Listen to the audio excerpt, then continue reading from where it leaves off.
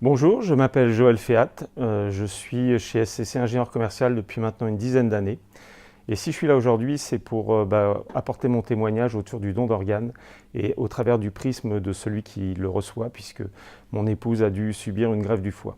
Tout a commencé en novembre 2016, lorsqu'elle a commencé à sentir des douleurs dans le ventre.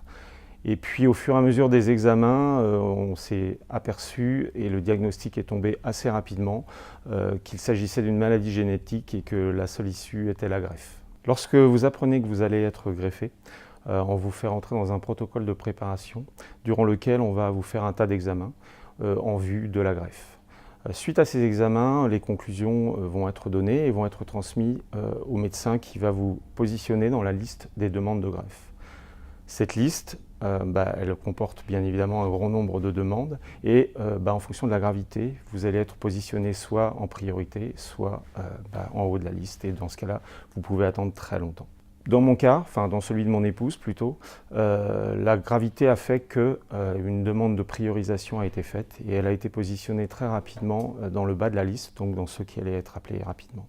Ce qui fait que nous avons attendu très peu de temps, à peine un mois entre la fin des préparations et la greffe. On nous a appelé 24 heures avant que le jour J pour nous dire écoutez, vu la gravité, vous êtes priorisé, le prochain greffon sera pour vous. Et 24 heures après, on nous appelait et on partait à l'hôpital. Donc une fois arrivé à l'hôpital, on nous a pris en charge, elle a été mise dans une chambre, bien évidemment préparée à l'opération. L'opération dure 10 heures, à peu près entre 8 et 10 heures, donc c'est extrêmement long. Et puis ensuite, c'est pareil, vous rentrez dans un protocole extrêmement surveillé, extrêmement précis, avec 5 jours en réanimation, 5-6 jours en soins intensifs et ensuite 2 semaines à peu près dans un hôpital classique. Durant toute cette période, bien évidemment, vous êtes surveillé jour et nuit. Et vous êtes accompagné par un psychologue, puisque c'est au-delà de l'aspect physique et de l'opération, la partie psychologique est extrêmement importante aussi dans la réparation et dans la préparation. À la sortie de l'hôpital, vous êtes bien évidemment suivi très régulièrement. Dans un premier temps toutes les semaines et ensuite tous les 15 jours pour finir mois par mois. Et au bout d'un an, vous êtes suivi annuellement via une visite. Il y a des prises de sang constamment pour surveiller les constantes, voir si la greffe prend bien, s'il n'y a pas de rejet. Donc c'est un suivi médical assez lourd, mais il est également accompagné d'un suivi psychologique, puisque la même psychologue qui nous a accueillis avant la greffe continue à suivre après la greffe. Je vais tâcher de vous exprimer ce qu'elle a ressenti, puisque c'est principalement elle, bien évidemment, qui est concernée. Tout d'abord, elle est passée d'un monde de douleur où elle se voyait disparaître dans tous les sens du terme, puisqu'on perd beaucoup de poids.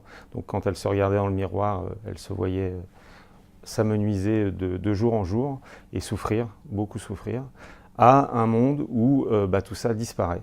Alors bien sûr, il y a les douleurs de l'opération, mais très honnêtement, à partir du moment où la greffe a été effectuée, où elle s'est bien passée, c'est une forme de renaissance qui a lieu. Donc elle s'est sentie tout de suite bien mieux. La fonction du foie, enfin les fonctions du foie ont repris et tout le corps s'en est ressenti, les douleurs se sont estompées et c'est réellement une renaissance. Au travers de ce témoignage, ce que nous voulons surtout, c'est remercier la personne qui a fait ce don pour la vie, pour la renaissance. Et puis faire en sorte que vous preniez tous conscience qu'il est important d'en discuter, de savoir quelle est votre position. Donc n'hésitez surtout pas à en parler à vos proches et à donner votre position, qu'elle soit pour ou contre. Mais en tout cas, nous on remercie beaucoup cette personne pour ce don.